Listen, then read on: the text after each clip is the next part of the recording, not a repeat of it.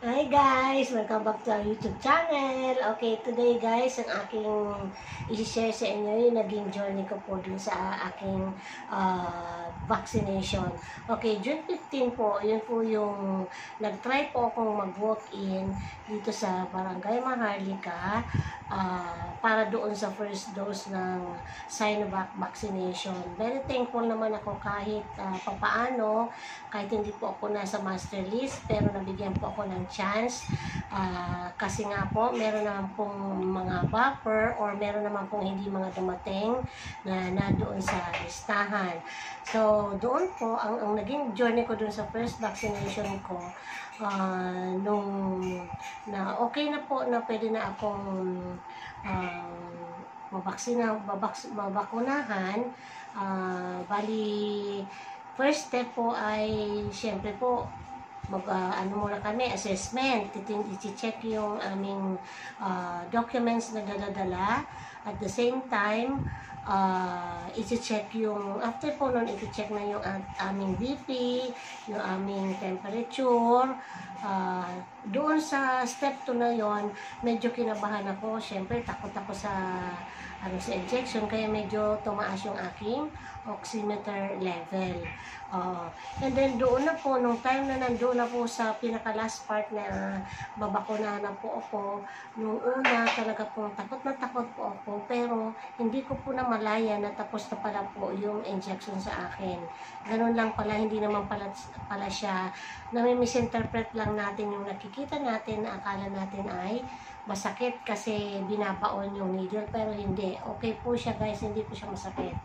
Okay, and then after 3 weeks, so magka-count po tayo ng from June 15, so 3 weeks po nun, ang second dose ko, ang schedule ay July 13. So bumalik po ako ng para sa aking second vaccination noong July 13. Yun po yung naging journey ko na po doon, ay hindi na po ako kinabahan. Napaka-smooth na po nung flow nung aking second vaccination. Lahat ay okay yung naging yung body temperature, BP hindi tumaas, pati yung oximeter level okay yung siya, kasi siyempre dumaan ako ng first dose. Pagdating sa second dose, okay na ako, wala na kumbagang takot na naramdaman. Okay, and then after nyan, bali nagpapasalamat ako talaga kay Lord nung time na natapos na po ako dun sa second vaccination ko, kasi sabi ko, very thankful ako kasi isa na ako sa nabigyan ng chance na magkaroon ng first and second vaccination na Sinovac. Kumbaga, very thankful ako kasi meron akong antibody sa aking katawan para labanan ang virus na hindi natin nakikita na ang tinatawag natin COVID-19 virus. Okay, kaya nga guys, kayo ay ini-encourage ko na kung hindi pa rin po nakakapagpa-register, mag-register na po kayo para magkaroon po kayo ng QR code.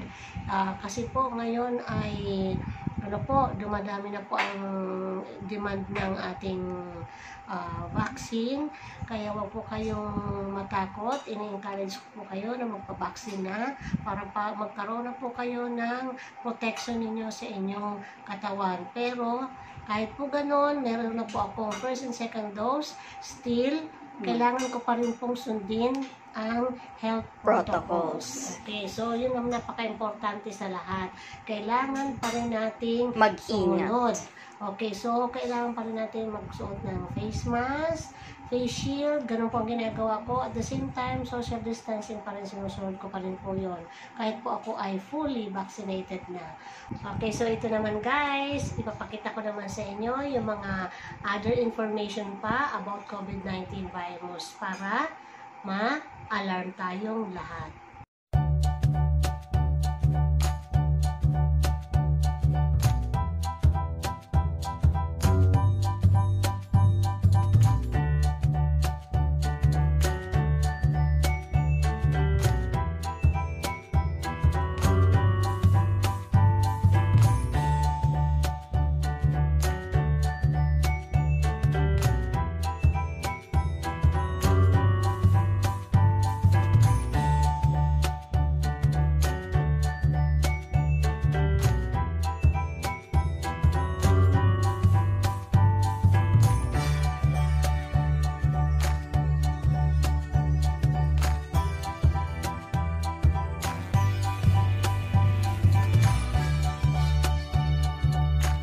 Nandito na kami guys. Second dose na ng aming vaccination.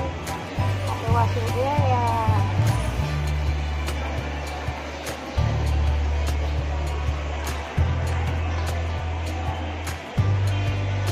Yan ang ating sister. Magugas na tayo ng kamay kasi doon na tayo pipila na.